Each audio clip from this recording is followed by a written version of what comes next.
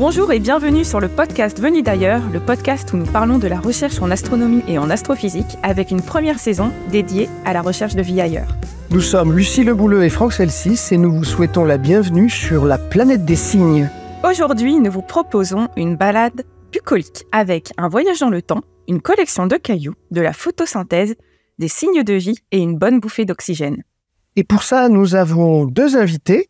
Benjamin Charnet, qui est chargé de recherche au CNRS, au LESIA, le laboratoire d'études spatiales et d'instrumentation pour l'astronomie, à l'observatoire de Meudon. Et il est spécialisé dans les atmosphères et les climats sur les autres planètes, de Titan à la Terre primitive et en passant par les exoplanètes qu'il étudie avec le télescope spatial James Webb. Il a reçu la prestigieuse médaille de bronze du CNRS cette année. Et nous avons aussi Emmanuelle Javot, qui est professeure à l'Université de Liège et experte en évolution de la biosphère au Précambrien et en caractérisation des biosignatures pour l'astrobiologie. Et depuis 2014, elle est membre de l'Académie royale de Belgique. Bonjour à tous les deux. Bonjour. Bonjour. Alors, on attaque directement le vif du sujet. Pour le moment, le seul endroit dans l'univers où nous sommes sûrs de trouver la vie, c'est ici, sur Terre. Est-ce que vous pouvez nous faire un petit rappel de l'histoire de la Terre et de la vie sur Terre ? Emmanuelle. L'histoire de la Terre, elle commence avec la formation de la planète. Il y a 4,568 milliards d'années environ. Et à ce moment-là, la Terre est tout à fait inhabitable. C'est pas possible que la vie apparaisse parce qu'elle est très très chaude. Elle est couverte d'un océan magmatique. Et donc, il faut attendre que la Terre se refroidisse, se différencie en différentes couches, boyaux, manteaux, croûtes, pour avoir des conditions qu'on dit habitables, qui ici se résume à la présence d'eau liquide en contact avec des minéraux à la surface de la planète. Et alors ça, on sait que c'est arrivé il y a au moins 4,3 milliards d'années. On le sait par l'analyse de petits minéraux qu'on appelle des zircons, qui sont très anciens, qu'on a pu analyser sur toutes les coutures et qui montrent qu'il y avait de l'eau liquide et peut-être même un petit peu de croûte continentale. Donc la Terre était surtout couverte d'eau, avec des îles volcaniques qui sortent de l'eau, beaucoup de croûte océanique, peut-être un petit peu de croûte continentale, et donc des conditions possibles pour que la vie apparaisse. Par contre, le registre rocheux préservé commençant à 4 milliards d'années, et donc c'est très difficile de trouver des traces de vie avant cela, bien sûr. Alors, Emmanuelle, dans cette chronologie, où en est la quête des plus anciennes traces de vie sur Terre ? Donc, pour trouver des traces de vie, il faut évidemment des échantillons. Les échantillons sont des roches, Il faut que ces traces soient préservées. Ces traces, elles peuvent être morphologiques ou chimiques. Donc, je viens de dire que le registre rocheux préservé commence à 4 milliards d'années. Et les roches de cet âge-là sont très, très modifiées par l'activité géologique de notre planète. On a une planète très active avec une surface de plaques qui bougent, ce qu'on appelle la tectonique des plaques. Et tout ça va introduire toutes sortes de phénomènes géologiques comme la formation de chaînes de montagnes ou la formation d'océans. Et tout ça va mener à un recyclage finalement de la croûte. Donc il y a peu de roches anciennes préservées et celles que l'on connaît ont été modifiées, ont subi des pressions, des températures énormes, ont été traversées de fluides hydrothermaux, donc des fluides chauds. La Terre était très chaude à ses débuts avec beaucoup d'activité hydrothermale. Et donc tout ça modifie très fort les roches de départ, à tel point que parfois c'est même difficile de reconnaître la roche qu'elle était au départ. Ces roches nous apprennent que la Terre était habitable, qu'il y avait de fait de l'eau liquide, un cycle géologique en place. Et dans certaines de ces roches, des chercheurs ont tenté de trouver des traces de vie anciennes qui sont ambiguës parce que elles peuvent être expliquées aussi par des phénomènes non biologiques. Alors, la trace de vie la plus consensuelle, la plus ancienne, elle consiste en ce qu'on appelle des stromatolites. Donc, ce sont des constructions rocheuses, des communautés microbiennes précipitent ou piègent des minéraux et construisent ces espèces de cônes laminés qui poussent vers la lumière. Et donc, ces stromatolites, ils datent de 3,4 milliards d'années environ et ils sont interprétés comme par des communautés microbiennes qui utilisent la lumière comme source d'énergie. Donc, une preuve de photosynthèse, mais probablement qu'ils ne produisaient pas d'oxygène. Il y a aussi d'autres indices dans ces stromatolites qui montreraient la présence de bactéries du soufre. Et donc là, on a des évidences combinées de la présence d'un des 3 domaines de la vie, des bactéries. Ce qui veut dire que l'ancêtre commun des 3 domaines de la vie, les bactéries, les archées et les eucaryotes, on l'appelle l'UCA. En anglais, c'est le Last Universal Common Ancestor ou le seul ancêtre. Il est plus vieux que ça. mais il n'est pas la première forme de vie qui est apparue sur la Terre. C'est déjà une population de cellules relativement complexe. Avant ça, on a d'autres lignées cellulaires qui ont divergé à partir de l'origine de la vie, qui est donc encore plus ancienne. Donc finalement, on a une grosse fourchette entre 4,3 milliards d'années où la Terre devient habitable et 3,4 milliards d'années où on a déjà des bactéries. Donc l'origine de la vie, on la place plus avant les 4 milliards qu'après, mais on n'est pas sûr en fait. Alors, j'ai oublié de dire que pour être sûr que ce qu'on observe est bien une trace de vie, on a vraiment besoin de combiner tout un faisceau de preuves. On doit d'abord bien comprendre le contexte géologique dans lequel on étudie ces échantillons de roches dans lesquels on cherche des traces de vie, puisque suivant le contexte, la vie est possible ou pas, elle a pu être préservée ou pas. On peut avoir des phénomènes abiotiques qui imitent la vie, qui imitent la chimie ou la morphologie de la vie. On a par exemple des minéraux qui s'assemblent tout seuls, qui s'auto-assemblent pour former des formes complexes qui sont en fait pas des formes biologiques. On a des réactions chimiques dans des conditions hygrothermales, par exemple, qui peuvent produire de la matière organique ou des signaux isotopiques du carbone qui ne sont pas biologiques, mais qui ressemblent à ce que la vie fait. Et donc, il faut vraiment comprendre le contexte avant de pouvoir interpréter des traces éventuelles qui pourraient être biologiques. Ensuite, quand on voit ces traces, on doit prouver qu'elles sont bien dans la roche, qu'elles ont bien l'âge de la roche, c'est pas une contamination. Et puis, essayer de démontrer si c'est biologique ou pas, en comparant à ce qu'on connaît de la vie sur la Terre et en essayant aussi de trouver quelque sorte d'explication non biologique pour ce qu'on observe. Et si on n'en trouve pas, on peut se dire que alors, dans l'état des connaissances actuelles, ce qu'on observe est très probablement une trace de vie ancienne.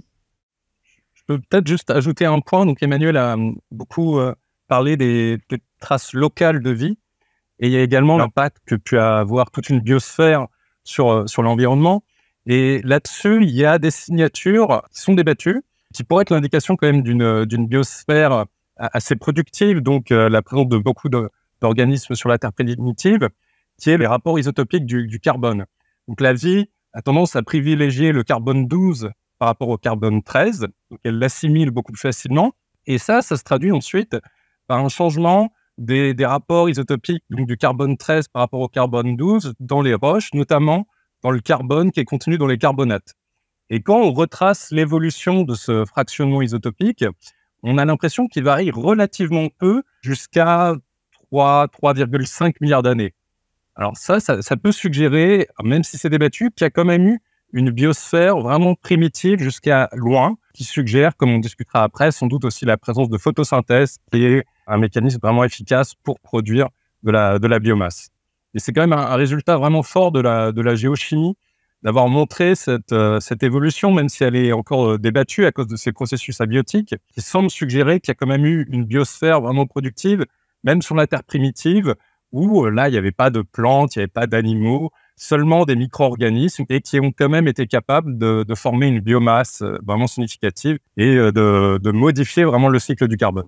Donc vous avez bien expliqué que entre le moment où la Terre devient peut-être habitable, tel que nous l'enseignent ces zircons qui nous prouvent qu'il y avait un peu de croûte continentale et de l'eau liquide, et qui serait vers il y a 4,3 milliards d'années, et les plus anciennes traces de vie qui font consensus et qui sont quasiment 1 milliard d'années plus tard, est-ce qu'on a d'autres éléments dans cette fourchette assez vaste qui pourrait nous dire, oui, mais quand même, il faut attendre un certain temps avant que la vie puisse apparaître? Est-ce qu'on a des contraintes ou est-ce que c'est vraiment libre, Benjamin?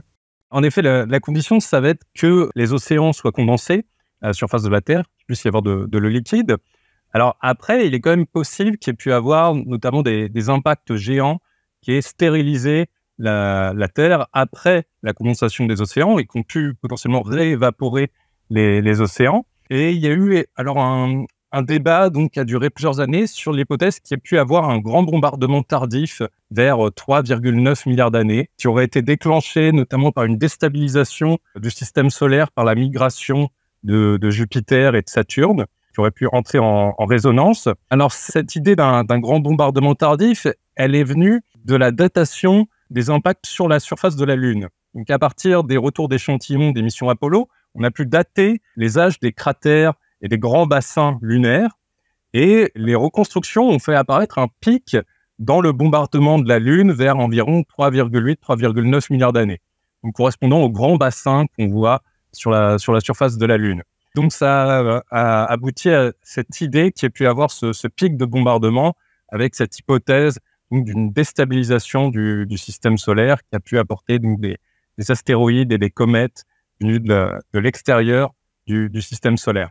Alors maintenant, cette hypothèse, elle est remise en question parce qu'on se rend compte que plusieurs roches des missions Apollo qui ont été datées provenaient potentiellement du même bassin d'impact, bassin Iridium. Imbrium, pardon, la mer des pluies. Et il y a pu y avoir un biais à cause de ce grand impacteur qui a fait un biais artificiel sur la distribution des impacts. Et en réalité, peut-être que la distribution était plus continue, qu'il n'y a pas eu forcément un pic vers 3,8 milliards d'années. Alors même dans tous les cas, même s'il y a eu des impacts à ce moment-là, c'est pas nécessairement des gros impacts qui ont pu stériliser la Terre. Pour vraiment stériliser la Terre, il faut des impacteurs capables de vaporiser tous les océans. Et là, on parle typiquement d'impacteurs qui ont des tailles de l'ordre de 200 km de diamètre. Donc, c'est vraiment des astéroïdes vraiment de très grande taille. Par contre, on pense qu'il y a pu y avoir de tels impacteurs qui ont pu frapper la Terre durant ce qu'on appelle le vernis tardif. Donc, c'est un épisode qu'on pense qu'il a dû se produire il y a entre 100 et 150 millions d'années après la formation de la Terre.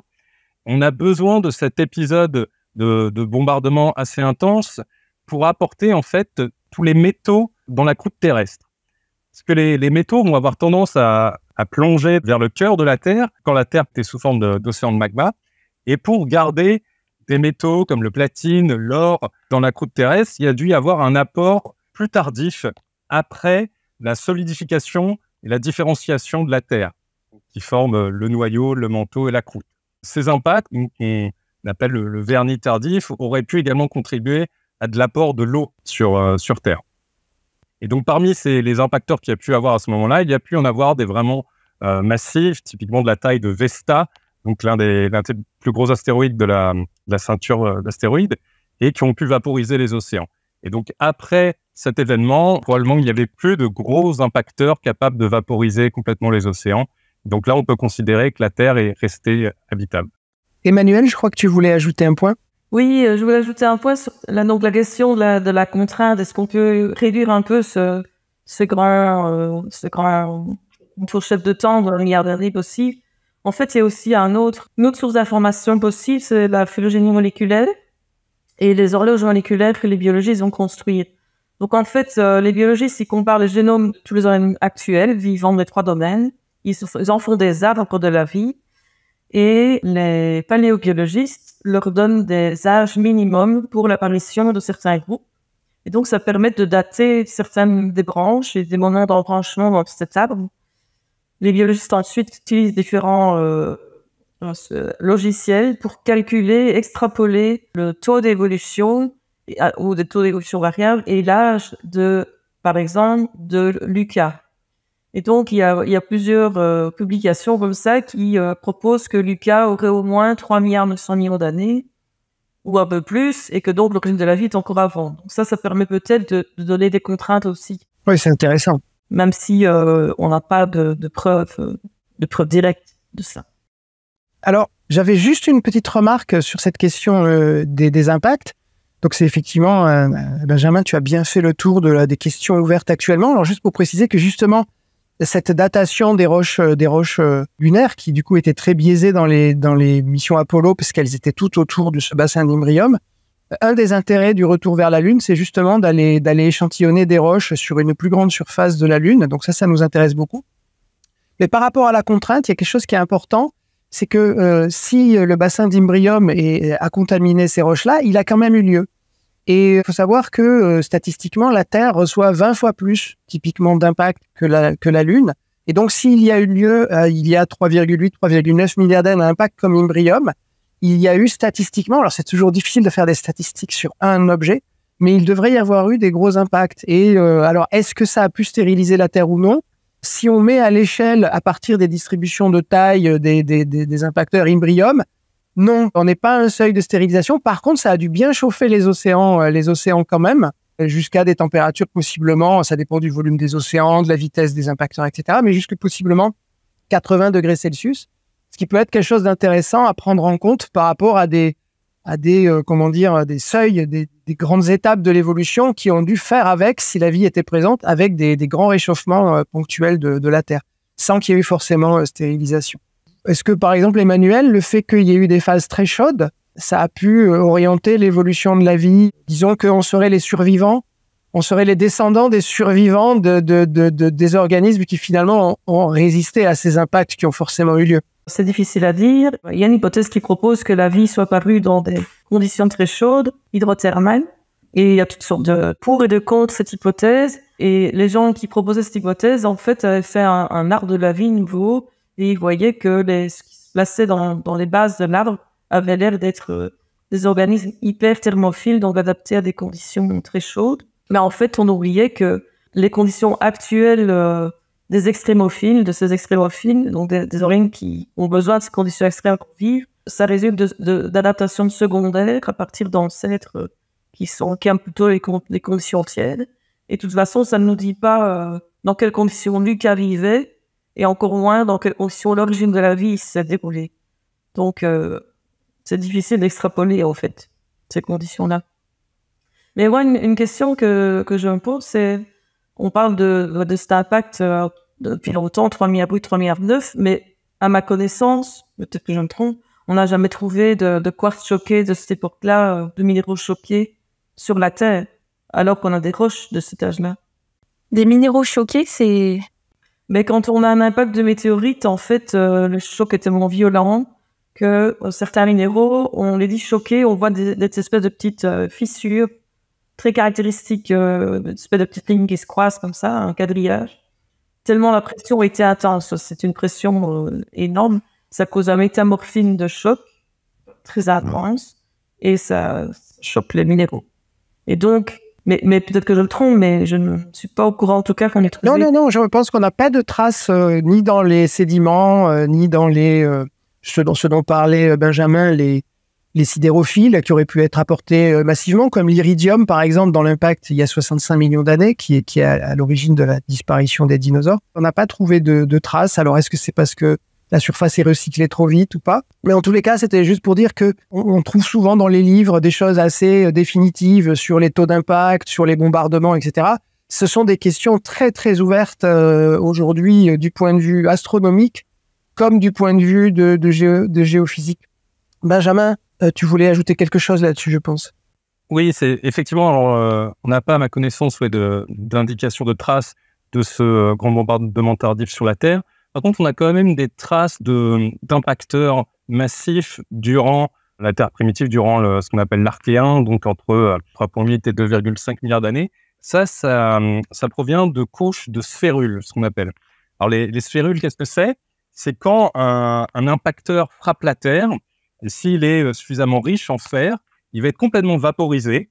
Et le fer qui est contenu dans l'impacteur, également potentiellement aussi dans la croûte, va être vaporisé dans l'atmosphère et va recondenser ensuite sous forme d'une petite pluie de gouttes métalliques qui retombent à la surface. Et ça, on a de nombreuses traces de ces sphérules, de ces billes métalliques, alors que ce soit pour l'impact de la transition KT du Chicxulub, qui serait à l'origine de l'extinction des dinosaures, ou également, là, pour ces traces plus anciennes, on a certaines couches comme ça de ces sphérules. Et quand on mesure l'épaisseur de ces couches, on peut essayer d'estimer la masse de l'impacteur qui les a générées. Et il y a plusieurs travaux qui ont montré comme ça qu'il y a eu des impacts vraiment massifs avec des objets de la taille d'environ une vingtaine à une trentaine de kilomètres de diamètre, donc comparé à 10 kilomètres de diamètre pour l'impacteur du Chicxulub, et qui ont frappé la Terre il y a entre 2 et 3 milliards d'années. On a des indications comme quoi, effectivement, le bombardement était plus fort par le passé. Merci pour cette réponse très complète. On va un peu changer d'échelle.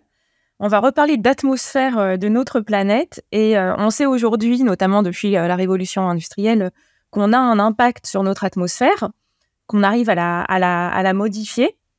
Est-ce que vous pouvez nous expliquer quels sont les mécanismes derrière tout ça, notamment depuis la Terre primitive, et quelles sont les traces aujourd'hui qui ont permis de révéler cette action du vivant sur notre atmosphère? Benjamin, peut-être? Oui. Alors déjà, c'est quelque chose d'assez remarquable quand on s'intéresse à la composition de l'atmosphère actuelle, et ben on se rend compte que quasiment la totalité a été recyclée ou produite par le vivant. Que ce soit donc le dioxyde de carbone qui est produit avec la respiration, qui est consommé au moment de la photosynthèse. On a le méthane qui peut être produit par des méthanogènes dans l'atmosphère. Également l'azote qui est recyclé par ce qu'on appelle le cycle de l'azote. La vie fixe de l'azote pour l'utiliser pour former de la biomasse, et une partie d'azote va être relibérée dans l'atmosphère. Donc on a vraiment un recyclage de la majorité de l'atmosphère. Il y a essentiellement uniquement les gaz nobles comme l'argon, le néon, qui ne sont pas façonnés par le vivant. Et donc, alors si on recommence, on rembobine depuis le début, on pense que l'atmosphère était initialement riche en dioxyde de carbone, issu du volcanisme, avec sans doute des quantités assez similaires de diazote dans l'atmosphère. Et alors, progressivement, par le cycle du carbone, le carbone a été pompé de l'atmosphère pour former des carbonates au fond des océans, notamment par l'action du vivant, ce qui a fait diminuer la concentration en dioxyde de carbone progressivement au cours du temps. Et alors, à côté de ça, il y a la production d'oxygène dans l'atmosphère. Ah, la fameuse. Donc là, je pense qu'on va y passer un petit peu de temps, avec ce qu'on appelle la grande oxygénation de l'atmosphère. Alors, la grande oxygénation de l'atmosphère, c'est vraiment une transition majeure dans l'histoire de la Terre. Elle a eu lieu il y a environ 2,3 milliards d'années. Alors, quand on regarde l'évolution de l'oxygène durant l'histoire de la Terre, c'est une histoire vraiment complexe. Avant environ 2,3 milliards d'années, il n'y avait quasiment pas d'oxygène, de dioxygène dans l'atmosphère. Et à partir de 2,3 milliards d'années, l'oxygène a commencé à s'accumuler. Il y a eu une transition vraiment forte vers 2,3 milliards d'années, où on a ce passage d'une atmosphère qu'on appelle anoxique à une atmosphère oxyque, donc avec la présence d'oxygène.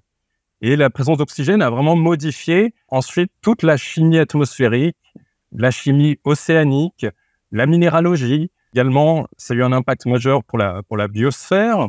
Sans doute que l'oxygène était un poison à l'époque pour la plupart des organismes qui vivaient. Potentiellement, cet épisode d'oxygénation a pu causer une extinction massive pour les formes de vie qui n'étaient pas capables de vivre dans un milieu oxydé. Et on a également potentiellement un impact de cette grande oxygénation sur le climat. C'est-à-dire qu'on observe il y a 2,3 milliards d'années des grandes glaciations, des épisodes potentiellement de glaciation complète, qu'on appelle également snowballers, ou terre boule de neige. Et il y a une hypothèse que les deux sont reliés, que le déclenchement de la grande oxygénation de l'atmosphère a pu entraîner ces glaciations en faisant chuter la concentration de méthane. Une fois qu'il y avait plus d'oxygène dans l'atmosphère, le méthane qui avait pu être présent auparavant s'est retrouvé plus facilement oxydé et sa concentration a pu chuter, réduisant l'effet de serre et potentiellement déclenchant ces glaciations. Alors, si on continue ensuite sur l'évolution de l'oxygène, il y a eu une deuxième oxygénation, un deuxième épisode d'oxygénation il y a environ 500 millions d'années, qui correspond à ce qu'on appelle l'explosion cambrienne. Donc, c'est quand les formes de vie, les animaux se sont vraiment diversifiés sur Terre. Et là également, il y a potentiellement un lien de cause à effet avec des glaciations qui se sont produites un peu plus tôt, qui ont pu permettre cette oxygénation et permettre cette diversification des formes de vie. Alors, si on revient maintenant sur l'épisode principal de grande oxygénation il y a 2,4 milliards d'années, on a l'oxygène qui, suite à cet épisode, a atteint près de 0,1% de la valeur actuelle. Ça reste faible comparé à la valeur actuelle, mais c'est quand même vraiment significatif en termes de modification de la chimie de l'atmosphère. Et alors, cet oxygène, il a été produit par la photosynthèse oxygénique, mais grâce à la phylogénie moléculaire, on pense que la photosynthèse oxygénique est apparue bien avant. On a des indications également de potentiel bouffée d'oxygène avant cet épisode de grande oxygénation. Et donc, il y a un retard entre l'apparition de la photosynthèse oxygénique et cette grande oxygénation de l'atmosphère. Tu disais il y a des évidences de tout ça, mais quelles sont ces évidences? Qu'est-ce qu'on mesure exactement? Qu'est-ce qu'on regarde? Qu'est-ce qu'on étudie? Alors, je dirais, il y a 4 évidences principales. Alors, d'abord, quand on se place avant 2,3 milliards d'années, quand l'atmosphère était anoxique, on n'observe pas de roches oxydées de cette époque. Alors que par la suite, on a des roches vraiment oxydées. Alors, si vous voyez, par exemple, en Australie, vous avez des roches très rouges, notamment le grand rocher qu'on appelle Uluru au milieu de l'Australie, donc qui est sacré pour les aborigènes. Tout rouge, ça, c'est vraiment la trace d'une indication d'une atmosphère oxydée. Et on n'a pas de telles roches avant l'épisode de grande oxygénation de l'atmosphère, il y a 2,3 milliards d'années, de roches aussi oxydées. On a également la présence de minéraux oxydés comme l'uranite, un oxyde d'uranium qui n'apparaît que après cet épisode de grande oxygénation. On a également ce qu'on appelle les formations des dépôts de fer rubané qui se produisent notamment près de la grande oxygénation de l'atmosphère, un petit peu après, et qui disparaissent notamment il y a moins de 500 millions d'années. On en a quelques-uns plus anciens, mais qui disparaissent dès que l'atmosphère et les océans sont vraiment oxydés. Alors ces dépôts de fer rubané, donc déjà il faut savoir en fait, c'est de là d'où provient la majorité du minerai de fer qu'on extrait dans le monde. Et en fait, c'est des roches donc sédimentaires qui sont très riches en fer. Et l'hypothèse qu'il y a derrière, c'est qu'elles se sont formées dans les océans peu profonds et dans des océans qui étaient peu oxydés, dans lesquels le fer pouvait être dissous sous forme de ce qu'on appelle de fer ferreux. Et c'est seulement si les océans n'étaient pas oxydés qu'il y a pu y avoir une concentration suffisamment élevée de fer ferreux dans les océans. Et ensuite, ce fer a pu précipiter, sans doute localement, à des endroits où il y a eu de la photosynthèse oxygénique produite par des organismes proches des cyanobactéries, qui ont oxydé localement les océans et ont permis la précipitation du fer pour former ces roches donc riches en oxyde de fer. Terminé, la dernière indication de cet épisode de grande oxygénation de l'atmosphère, ça provient des isotopes du soufre. Alors c'est un petit peu technique, ce qu'on appelle les fractionnements indépendants de la masse du soufre. Alors c'est le fait qu'en fait, la plupart des processus, ils vont être plus ou moins efficaces en fonction des différents isotopes du soufre. On va avoir notamment des processus qui vont être plus ou moins rapides en fonction de la masse des isotopes du soufre. Et on se rend compte que avant 2,4 milliards d'années, on observe des variations des rapports isotopiques du soufre, donc qui contient plus ou moins de neutrons dans les atomes de soufre, et avec des variations qui ne sont pas proportionnelles à la différence de masse. Et ça suggère des processus notamment non biologiques, et les processus les plus efficaces pour produire de tels fractionnements qui ne dépendent pas de la masse, c'est les processus reliés à la photochimie, notamment à la photolyse du dioxyde de soufre dans l'atmosphère. Et donc l'hypothèse, c'est qu'il y a pu y avoir de la photodissociation du dioxyde de soufre dans l'atmosphère qui a produit ce fractionnement indépendant de la masse, dont on a des signatures assez claires au-delà de 2,4 milliards d'années. Et une fois que l'oxygène s'est accumulé dans l'atmosphère, il y a eu la formation d'une couche d'ozone qui a ensuite bloqué les réactions de photodissociation du dioxyde de soufre et qui ont éliminé, d'une certaine manière, ces fractionnements qui sont indépendants de la masse. Donc toute cette signature a disparu pour des terrains plus récents que 2,4 milliards d'années. Donc ça, c'est vraiment sans doute l'évidence la plus solide du déclenchement de la grande oxygénation de l'atmosphère et qui donne les temps les plus précis sur cet épisode. Je trouve ça assez fou quand même qu'on étudie des choses qui sont extrêmement petites pour mesurer un impact global sur l'ensemble de l'atmosphère et sur des échelles de temps extrêmement longues. Je trouve ça quand même formidable. C'est double échelle pour ces études. Tu as parlé de plusieurs hypothèses qui étaient considérées et qui sont formulées. Emmanuel, quelles sont les limites de ces hypothèses? Concernant la grande oxygénation, je voulais juste peut-être nuancer, parce que souvent on dit qu'il y a une extinction massive à cause de l'oxygène. Bon, je pense qu'on n'a aucune preuve de ça, en fait, et que l'oxygénation, au contraire, je pense qu'elle a permis d'ouvrir de nouvelles niches écologiques, mais que les organismes qui ne tolèrent pas l'oxygène, ils existent toujours, et ils sont toujours dans des environnements anoxiques qui existent toujours, d'ailleurs. Donc, ils ont pu s'adapter, migrer, en fait, dans des environnements qui sont anoxiques, alors que les niches de plus en plus oxygénées ont permis la diversification de la vie, de certaines vies prokaryotes, mais aussi des eucaryotes. On peut se demander aussi pourquoi, à ce moment-là, pourquoi 2,4 milliards ou 2,3 milliards, le GOE? Parce que ça, c'est quelque chose qu'on peut mesurer à l'échelle de la planète, comme Benjamin vient d'expliquer, hein, il y a des preuves planétaires, et c'est lié à la photosynthèse oxygénique développée par les cyanobactéries ou des pré-cyanobactéries, enfin, en gros des cyanobactéries. Et donc, ça veut dire que avant d'avoir un effet planétaire, ça a dû commencer quelque part localement. Donc, ce métabolisme est plus ancien que le GOE. Et il y a des petits whiffs d'oxygénation temporaire qui pourraient peut-être être la preuve de ça. Certains sont débattus, mais il y a quand même des évidences locales géochimiques. Une des raisons pour laquelle il a fallu le temps, c'est peut-être parce que l'oxygène, comme Benjamin l'a expliqué, ça va réagir avec les minéraux, avec la matière organique, et donc on a des puits d'oxygène. Donc l'oxygène réagit avec différents matériaux, il peut pas s'accumuler dans l'atmosphère, dans les océans, et il faut le temps que ces puits soient un peu épuisés ou enfouis sous des sédiments, et cet enfouissement est augmenté par la tectonique des plaques, pour que l'oxygène puisse s'accumuler. Une autre hypothèse, donc ça c'est des hypothèses géologiques. Il y a aussi une autre hypothèse qui a été proposée par un chercheur, c'est que les cyanobactéries, il y a toute une diversité, et il y a notamment 2 grands groupes. Un groupe qui a des membranes internes qu'on appelle des thylakoïdes, où se passe la photosynthèse oxygénique. Donc ça c'est la majorité. Et il y a un groupe qui n'en a pas. Et donc la photosynthèse oxygénique se fait juste sous la membrane cellulaire. Et donc, une des hypothèses, c'est que peut-être que les cyanobactéries ont inventé ces membranes au moment du GOE, ce qui booste la production d'oxygène parce que ça permet une efficacité plus importante de la photosynthèse oxygénique et de la production d'oxygène.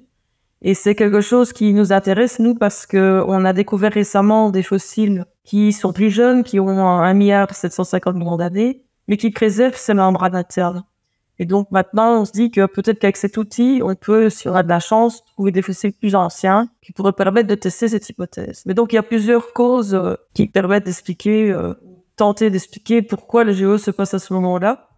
Il y a tellement de flou ici même. Parmi toutes ces hypothèses, on n'arrive pas à comprendre exactement les mécanismes. Et du coup, on se dit quand on observe un mécanisme ailleurs, sur une autre planète ou sur une exoplanète, on est autant dans le flou, voire même encore plus dans le flou que ce qu'on arrive à étudier ici. Les conclusions auxquelles on arrive ici, déjà, c'est compliqué, il y a plein d'hypothèses, il y a des biais d'études, il y a des difficultés d'interprétation, alors quand on regarde ailleurs, à distance, c'est d'autant plus difficile. Mais pour la Terre, ça semble clair, Benjamin s'y connaît mieux que moi, mais que l'oxydation est d'origine biologique, parce qu'on atteint une certaine quantité qu'on ne peut pas expliquer de façon non biologique. Mais le temps que ça prend de se passer et le moment où ça se passe dépend de phénomènes géologiques et peut-être aussi d'innovations biologiques. Donc, quand on parle de chercher de l'oxygène comme biosignature dans l'atmosphère d'exoplanètes, là, ça devient compliqué parce que déjà, il n'est pas sûr du tout que la vie ailleurs va développer de la photosynthèse et en plus de la photosynthèse oxygénique, qui est quand même fort complexe. Et en plus, il y a des phénomènes, mais dont les astrophysiciens connaissent ça mieux que moi et Benjamin, qui permettent de casser la molécule d'eau et d'avoir de l'oxygène dans l'atmosphère sans avoir besoin de vie. On a un petit peu d'oxygène dans l'atmosphère d'Europe, par exemple, une glacée dans le système solaire, et on n'a pas de preuve de cyanobactéries sur Europe. Donc, il y a moyen de faire de l'oxygène sans vie. Les cyanobactéries, on a d'autres preuves également, pas au GOE, ça c'est des preuves indirectes, géologiques et géochimiques. Mais après, on commence à avoir des fossiles qu'on peut identifier de façon sûre comme des cyanobactéries, à 1,9 milliard d'années, et puis on en a de plus en plus. Les stromatolites dont j'ai parlé tout à l'heure, à 3,4 milliards d'années, qui sont les traces consensuelles de vie. On pense que c'est créé par un consortium de microbes, dont des photosynthétiques. Par contre, à ma connaissance, on n'a pas de preuve du tout de traces d'oxygénation en ce moment-là, même petites. Et donc, ce serait plutôt de la photosynthèse qui ne produit pas d'oxygène, la photosynthèse anoxygénique. Il y a différents types de photosynthèse. Et d'autres bactéries, des cyanobactéries, font ce type de photosynthèse. Ok, alors juste, on va parler très prochainement de la question de reconnaître la vie ailleurs en analysant les atmosphères et des sources possibles d'oxygène. Je voulais juste revenir sur un point, c'est peut-être une précision importante. Donc, vous l'avez bien dit, sur Terre, la source de l'oxygène, c'est la photosynthèse oxygénique. On ne sait pas forcément quand strictement elle est apparue, quels étaient les organismes qui la faisaient, mais on en a besoin. Mais par contre, ce qui est peut-être important pour le public, c'est de comprendre que ça ne suffit pas. C'est comme vous l'avez plus ou moins dit, pour accumuler l'oxygène. On entend par exemple aujourd'hui dire que l'oxygène de l'atmosphère, elle est produite par les arbres, par la forêt, que l'Amazonie serait le poumon de l'oxygène. Donc il faut bien revenir à quelque chose que tu as mentionné, Emmanuel, c'est que pour qu'il puisse y avoir une accumulation de l'oxygène dans l'atmosphère, il faut que la matière organique qui est formée par photosynthèse ne soit pas réoxydée. Sinon, le bilan, il est nul. Si nous, on fait la respiration, on fait le contraire de la photosynthèse, mais l'oxydation peut aussi se faire naturellement. Donc, il faut vraiment qu'il y ait cet enfouissement de la matière organique qui se passe et il peut se passer à des rythmes différents. Le vivant peut y participer. Est-ce que vous voulez commenter là-dessus? C'est peut-être un point important de rappeler que cet enfouissement du carbone est une des clés de l'accumulation et dépend d'autre chose que de la vie. D'une certaine façon, la photosynthèse, c'est condition nécessaire mais pas suffisante. Benjamin, tu veux peut-être commenter là-dessus? Oui, alors tout à fait, c'est un point vraiment important, cette séquestration du carbone pour permettre l'oxygénation. En réalité, donc aujourd'hui, la vie est extrêmement efficace pour recycler la biomasse qui est produite, donc avec notamment la respiration, l'oxydation de toute la matière organique. Donc ce qui est essentiel, c'est de piéger cette biomasse pour permettre l'accumulation d'oxygène. Actuellement, il n'y a que 0,2% de la biomasse qui est produite par les organismes dans les océans qui est piégée, retirée et permet de l'oxygénation. Donc ça signifie qu'il y a en fait un recyclage très efficace par le vivant. Dès qu'il y a de la matière qui est disponible, la vie, elle va essayer de l'utiliser. Dès qu'il y a des nutriments qui sont accessibles, la vie essaye de les exploiter au maximum. Et donc, c'est juste cette petite perte, donc là, actuellement, de l'ordre de 0,1%, qui permet d'accumuler l'oxygène. Probablement que sur la Terre primitive, quand il y avait justement les océans n'étaient pas complètement oxydés, ces réactions d'oxydation étaient moins efficaces. Alors, peut-être que l'enfouissement de la matière organique était un peu plus efficace, mais ça a quand même dû prendre du temps pour permettre l'accumulation de l'oxygène.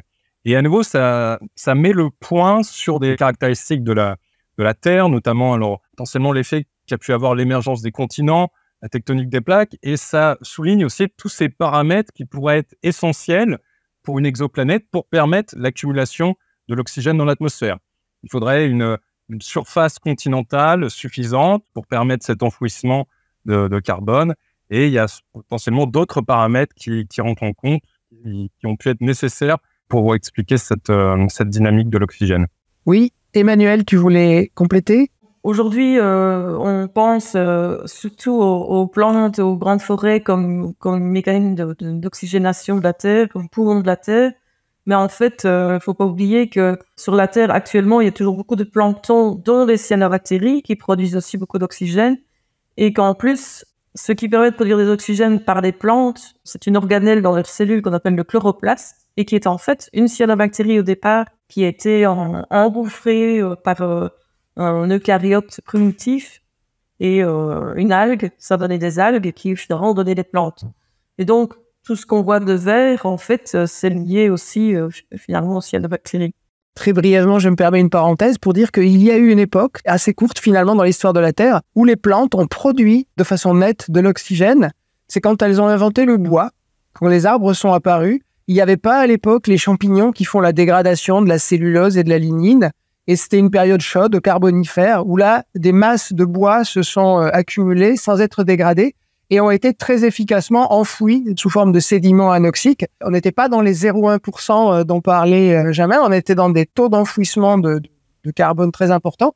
Et là, il y a eu une autre augmentation, vraisemblablement d'oxygène au carbonifère, qui a été très ponctuelle. Et en fait, tout cet enfouissement de bois du carbonifère, c'est ce qui a donné toutes nos réserves de pétrole, de gaz naturel qu'on exploite aujourd'hui et qui contribuent justement par libération de ce carbone au réchauffement. Mais très rapidement, les formes de vie ont su tirer parti de ce bois et on est revenu à un équilibre entre eux. Et donc, du coup, la seule forme finalement d'accumulation d'oxygène dans l'atmosphère, c'est la sédimentation, l'enfouissement plutôt du plancton que ce qui est à la surface. J'ai l'impression que vous avez tous les deux des réactions par rapport à ce que j'ai dit.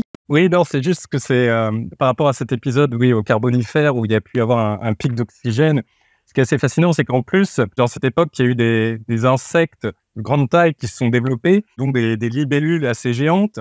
Et alors, à la fois pour avoir des insectes de grande taille, il a fallu qu'il y ait suffisamment d'oxygène, une plus grande pression partielle d'oxygène dans l'atmosphère.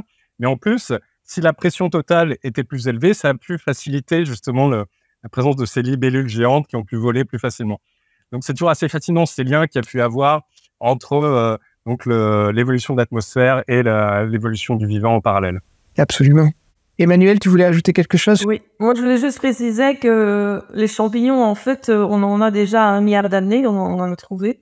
Sans doute pas ceux qui dégradent la lignite et les plantes, quoi. Mais les champignons sont très anciens aussi.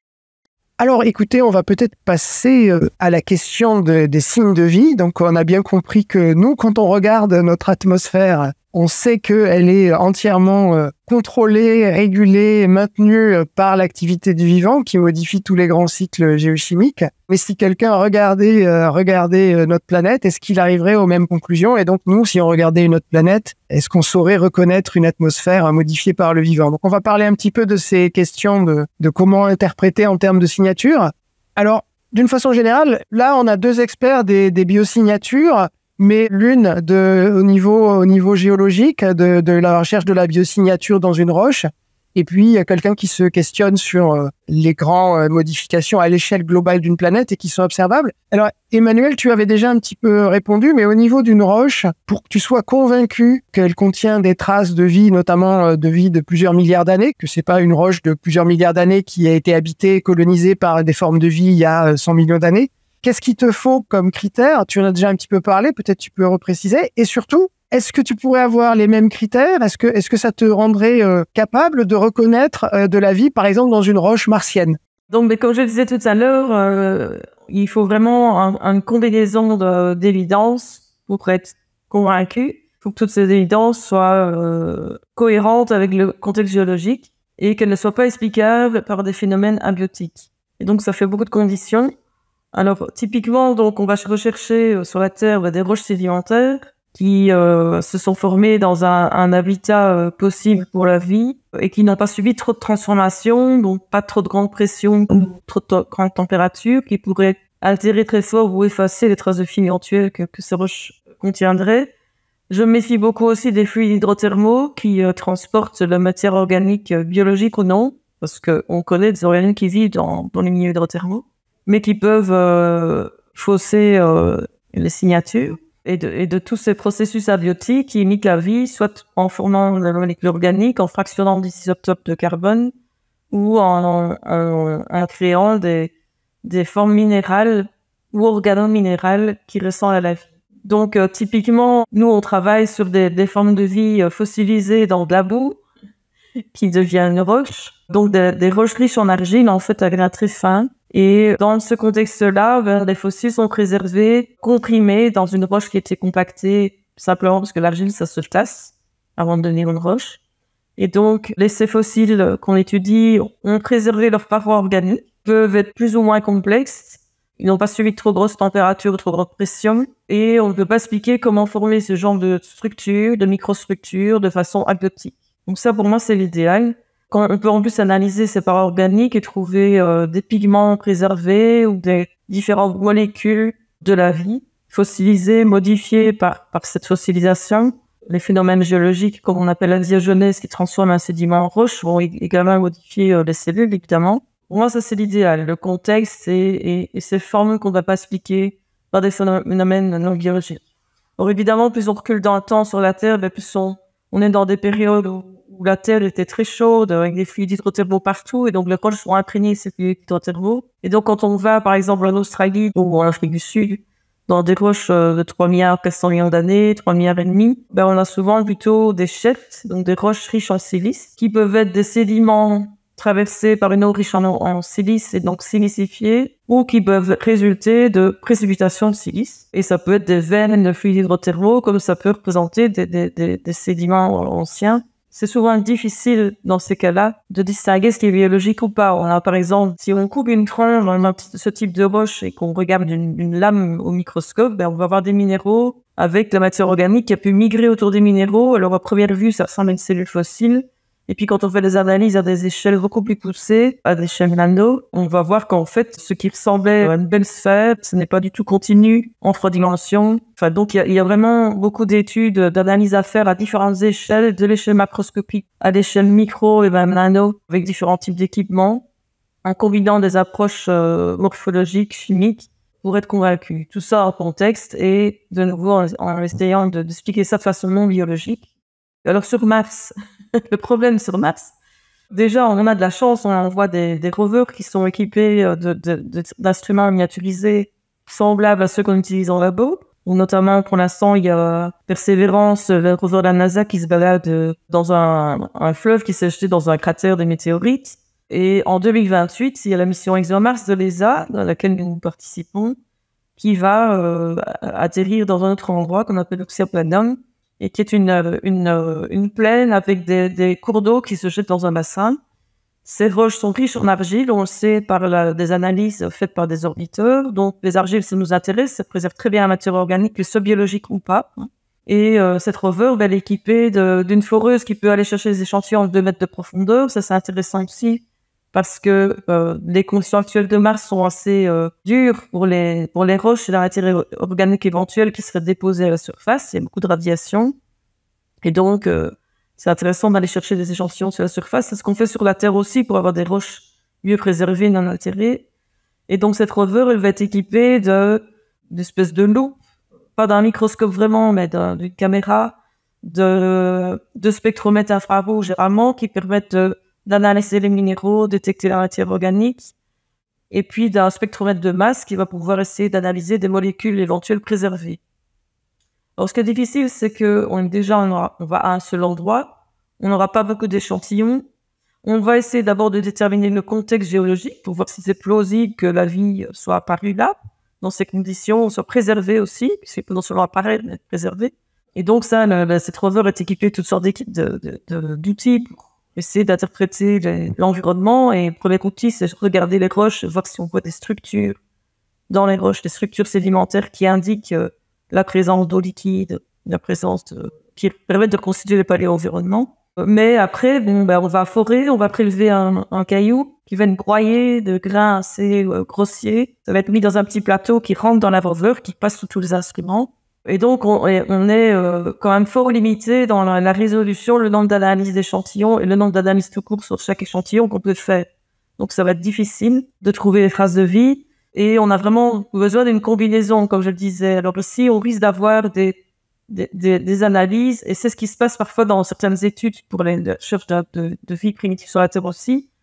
On a des études déconnectées. Donc, on a une analyse qui montre un indice dans un coin, et puis un autre indice dans un coin, mais on n'a pas tous ces indices sur le même objet. Et pour moi, ça, c'est vraiment important de trouver un objet. Évidemment, la vie ailleurs sur la Terre, que sur la Terre, elle sera évidemment pas la même. Pour qu'il y ait de la vie, pour qu'il y ait une unité de vie, il faut au moins un compartiment qui serait une cellule faite de d'autres choses, peut-être que sur la Terre, mais au moins basée sur la chimie organique. Et donc, idéalement, il faudrait qu'on trouve ces structures, des cellules, ou des espèces de filaments, ou des masses, des tapis microbiens, des structures laminées, avec un mélange de matière organique et de minéraux, et qu'on puisse zoomer et faire des analyses sur le même objet, de différents types d'analyses. C'est ce qu'on fait sur la Terre. Parfois pas, et ça mène à des controverses. Mais sur Mars, c'est plus difficile, évidemment. Enfin, bon, si on ne cherche pas, on ne trouvera jamais.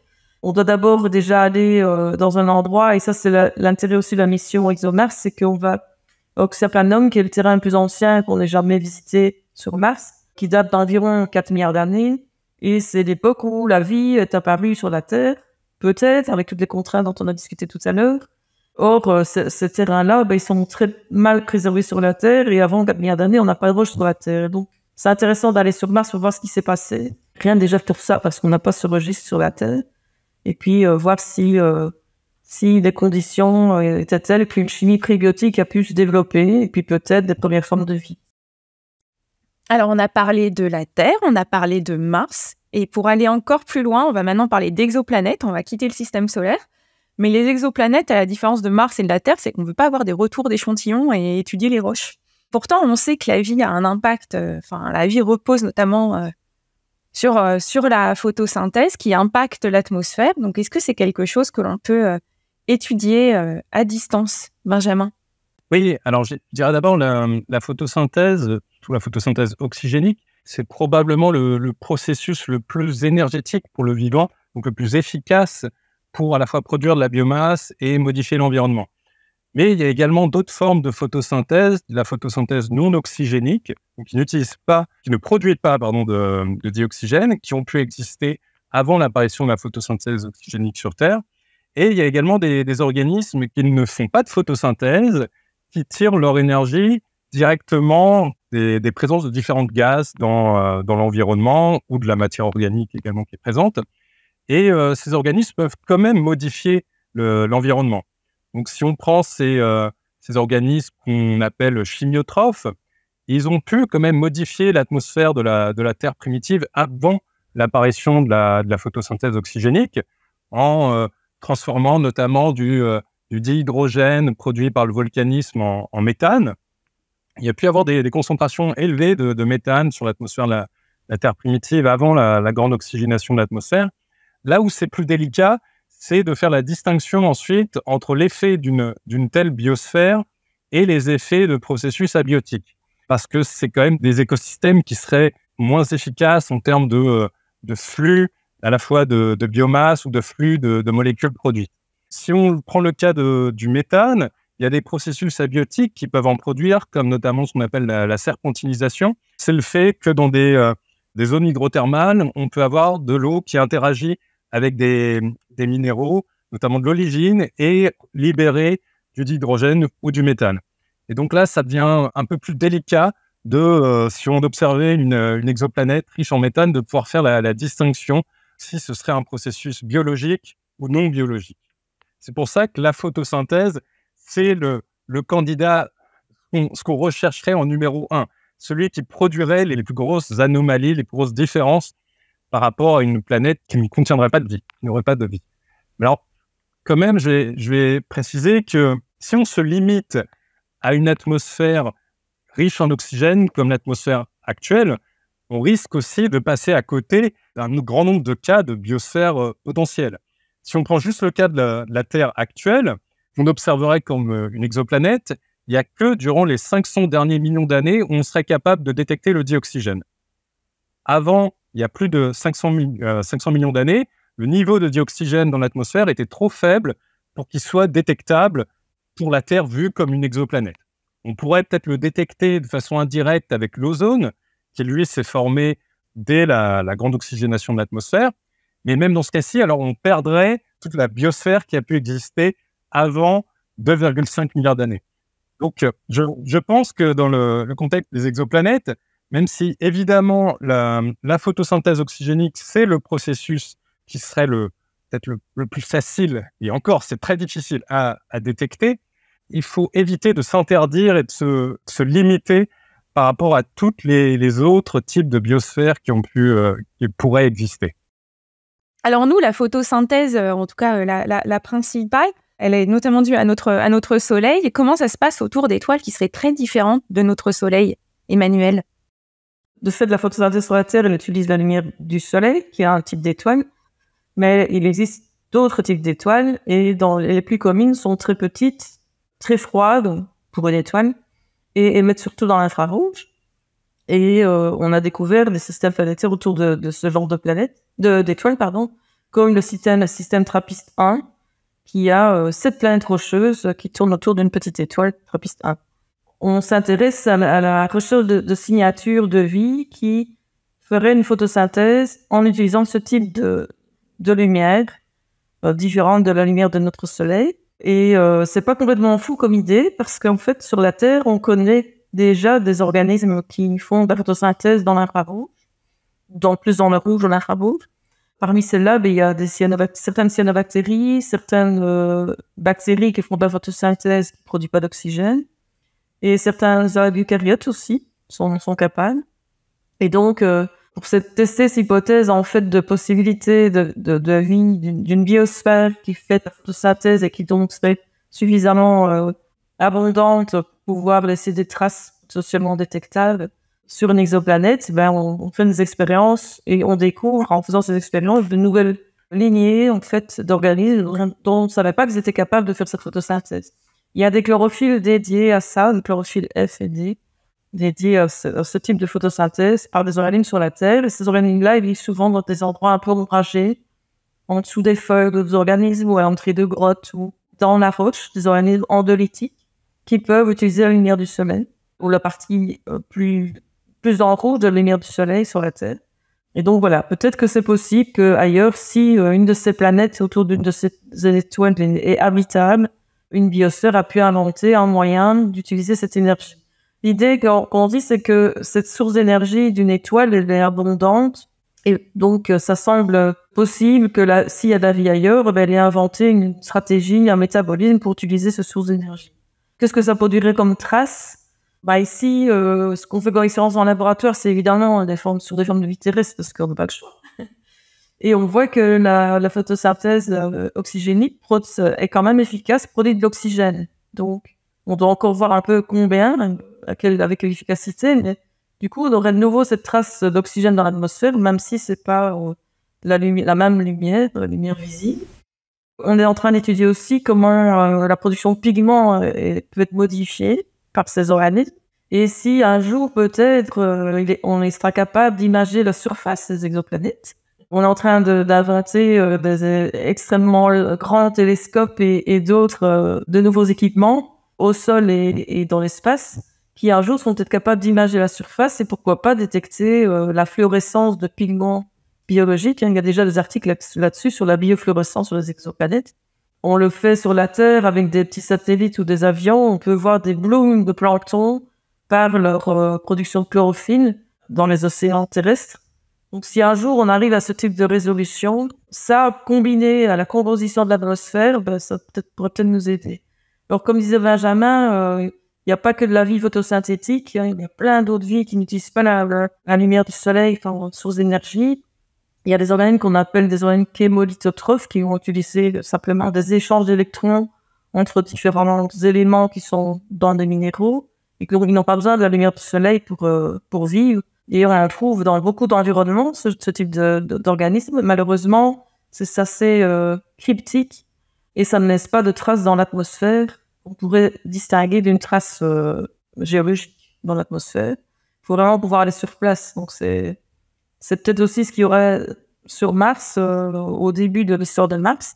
On a de la chance de pouvoir aller atterrir, mais il faut encore de la chance d'atterrir sur le bon caillou.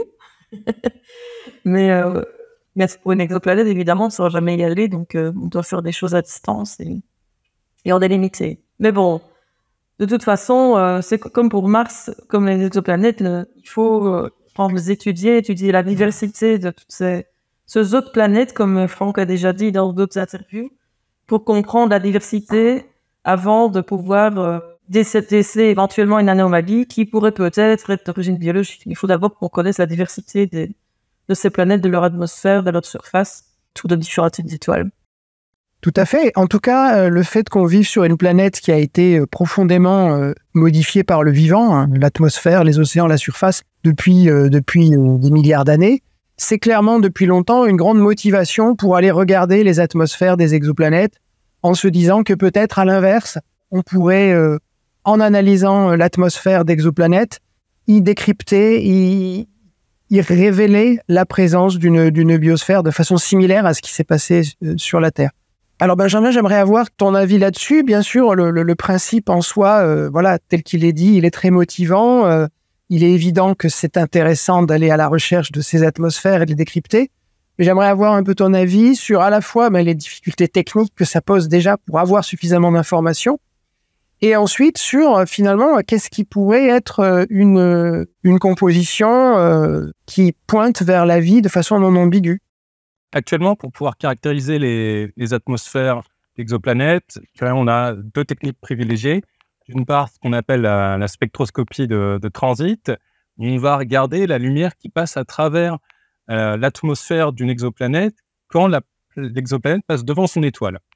Alors ça, c'est une technique qui est actuellement très efficace et qu'on exploite pleinement avec le télescope James Webb, mais par contre, qui est optimale pour des planètes qui ont des courtes périodes orbitales, qui transitent plutôt pour des planètes tempérées, plutôt autour d'étoiles froides, donc des types naines rouges. Et donc là, on sait que pour ces planètes-là, l'environnement est vraiment différent d'une étoile de type solaire. Et il y a beaucoup de questions qui se posent sur l'habitabilité dans des telles conditions. Et est-ce qu'on arriverait facilement à pouvoir interpréter, par exemple, la présence d'oxygène en termes de détection de vie ou non. Pour des planètes autour d'étoiles de type solaire, la piste privilégiée, c'est ce qu'on appelle l'imagerie directe. Donc, c'est essayer d'analyser directement la lumière qui est réfléchie par cette planète. Donc, les projets en préparation, il y a actuellement le Habitable World Observatory, donc sur lequel travaille Lucie, qui est un télescope géant de la NASA qui ferait une dizaine de mètres de diamètre, pour un lancement. Alors, si je me trompe pas, ce serait vers entre 2040 et 2050 et qui permettrait d'analyser la lumière réfléchie d'exoplanètes de type Terre, donc vraiment dans la zone habitable autour d'étoiles de type solaire. Et donc, avec cette technique-là, on pourrait potentiellement détecter les signatures moléculaires dans l'atmosphère du dioxygène, du méthane, du dioxyde de carbone. Alors, à nouveau, pour pouvoir essayer de rechercher des signatures de vie, on va avoir besoin du maximum d'informations possibles pour vraiment comprendre le contexte et avoir les informations les plus solides pour être interprétées potentiellement comme la présence de vie. Alors, le gros problème qu'on a dans le contexte des exoplanètes, c'est qu'on n'a pas de signature générique universelle de la vie. Alors, dans les années 70, il y a une idée qui s'est diffusée, qui avait été proposée par James Lovelock, que si on regarde la Terre, la vie produit du déséquilibre chimique dans l'atmosphère. Donc, ça provient de la présence à la fois du dioxygène et du méthane dans l'atmosphère.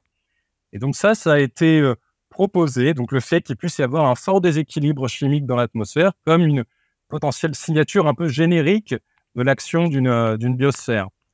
Alors, le problème, c'est que, d'une part, quand on regarde le déséquilibre chimique de l'atmosphère, de la Terre, donc le fait qu'il y ait du dioxygène et du méthane qui devraient réagir assez rapidement entre elles, on se rend compte qu'on compare aux autres planètes du système solaire, on a des déséquilibres qui sont assez similaires, qui sont produits par des processus vraiment non biologiques, donc notamment la photochimie ou le volcanisme.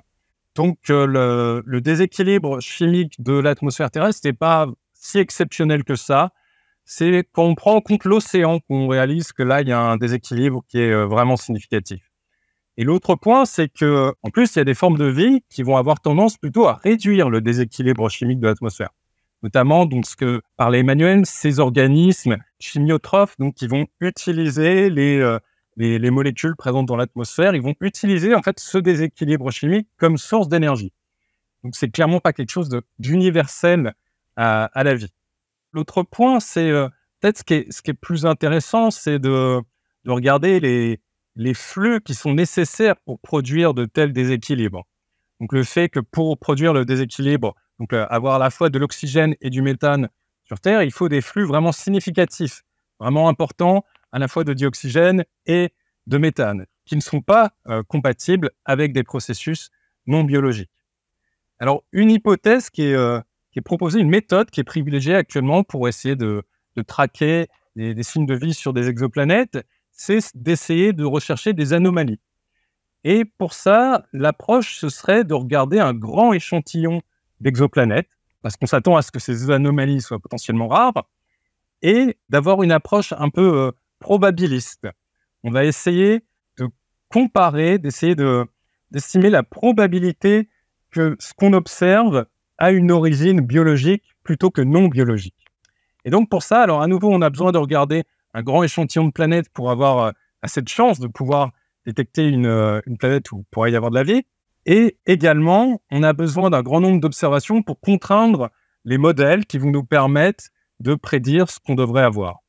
Et donc là, on a à la fois besoin d'observer des planètes qui pourraient être habitables et également des planètes qui ne sont pas nécessairement très favorables pour la présence de vie. Donc des planètes qui seraient potentiellement trop chaudes ou trop froides. Ces thématiques, notamment les populations, la diversité d'exoplanètes, les exoplanètes en général et les moyens qui sont mis en œuvre pour essayer de détecter tout ça à distance, malgré les biais dont vous parlez, ce seront le sujet des prochains épisodes du podcast. Donc, c'est formidable de commencer à l'introduire aujourd'hui.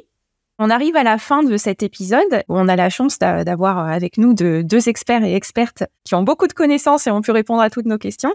Mais aussi au quotidien, vous travaillez sur cette thématique. Et est-ce que vous voulez présenter rapidement votre thématique spécifique de recherche et qu'est-ce que vous faites au quotidien? Peut-être Emmanuel en premier? Avec mon équipe, on travaille en gros sur les débuts de la vie sur la Terre et ailleurs. Et donc, on recherche des traces de vie anciennes et on essaie de comprendre l'évolution de la vie dans ce qu'on appelle le précambrien. Donc, c'est depuis son origine qu'on ne connaît pas enfin depuis ses premières traces plutôt, donc depuis environ 3 milliards et demi d'années jusqu'à environ 550 millions d'années. Et donc on s'intéresse non seulement au début des premières traces de la vie, et là notre thématique c'est plutôt est-ce que c'est de la vie ou pas, et quel genre de vie, et comment elle vivait. Et puis après, la diversification des 3 domaines de la vie, et essayer de reconnaître un peu comment la biosphère a évolué en fonction de quels paramètres géologiques, environnementaux, d'interaction entre les organismes.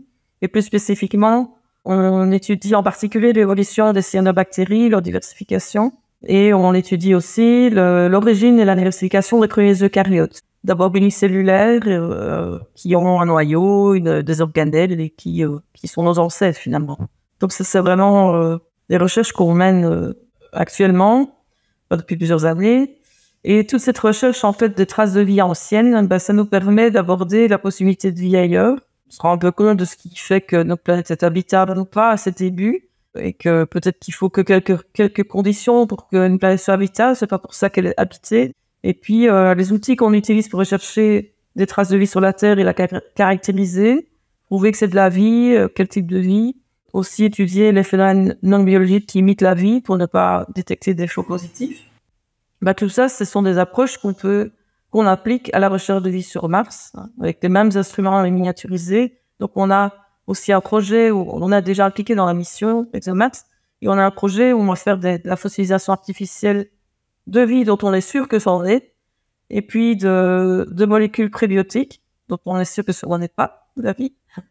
Et puis voir un peu ce que ça produit, ce qui est préservé à travers ces expériences, si ça crée des faux positifs, justement, des biomorphes ou pas, ou si on préserve quelque chose. Et on va étudier ces traces avec des outils performants de laboratoire terrestre, et puis avec des outils simulés d'ExoMars, pour voir si ExoMars est capable de détecter et avec quelle fiabilité. Donc ça, c'est un projet pour Mars. Pour les exoplanètes, on a un autre projet dans lequel Franck participe, d'ailleurs, auquel Franck participe, où on étudie la possibilité de phototrophie dans l'infrarouge autour de petites étoiles.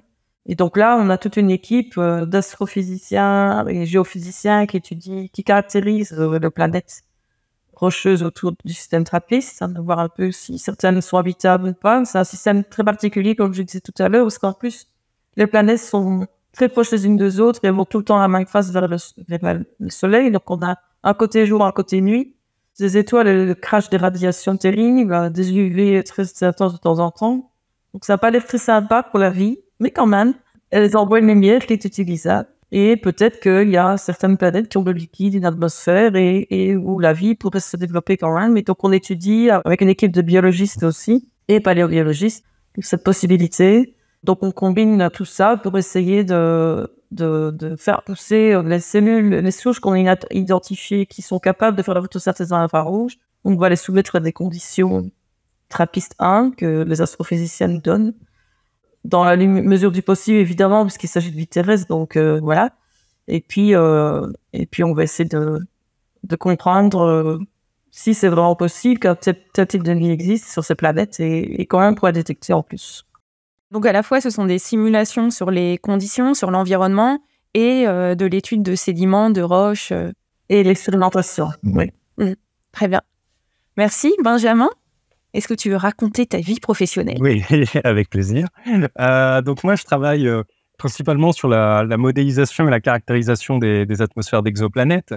Donc le but, c'est d'utiliser des modèles atmosphériques qui nous permettent de comprendre les observations qu'on a avec les télescopes au sol et dans l'espace. Donc notamment en ce moment, c'est le James Webb Space Telescope, pour pouvoir essayer d'interpréter ces observations en termes de composition chimique des atmosphères, vitesse des vents, formation des nuages. Donc, on peut apprendre énormément de choses grâce à ces observations et à la modélisation qu'on fait derrière.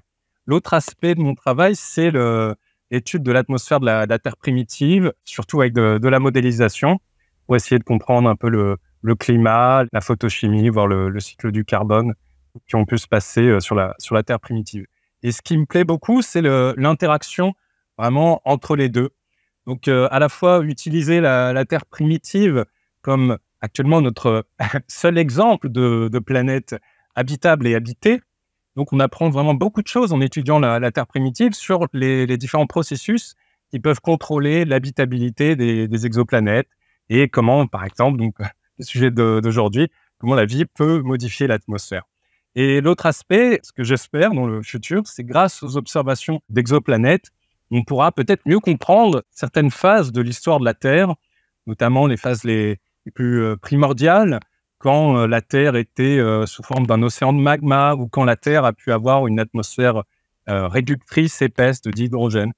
Et donc, en étudiant les atmosphères d'exoplanètes, on peut contraindre ces différents processus qui ont pu se passer sur la Terre primitive et qui ont façonné vraiment l'évolution de la planète, comme les effets d'échappement atmosphérique, le volcanisme, la formation de brumes ou de nuages sur la Terre. Et donc voilà, je trouve vraiment très excitant de pouvoir essayer de combiner les deux. Il y a des synergies très fortes entre les deux sujets. Un très grand merci Emmanuel et Benjamin d'avoir consacré ce temps à nos auditeurs pour discuter de toutes les manifestations de la vie à différentes échelles. On remercie aussi les auditrices et les auditeurs qui ont suivi cet épisode du podcast Venu d'ailleurs, un podcast qui est soutenu par la Fondation L'Oréal UNESCO pour les femmes et la science et par le réseau Origins de l'Université de Bordeaux. Alors après cette promenade ressourçante à base de photosynthèse et d'oxygène, nous vous proposons de nous retrouver prochainement pour un voyage en dehors du système solaire, vers nos voisines, ces exoplanètes. Alors à très bientôt, même univers, même galaxie, même planète, sur le podcast Venu d'ailleurs.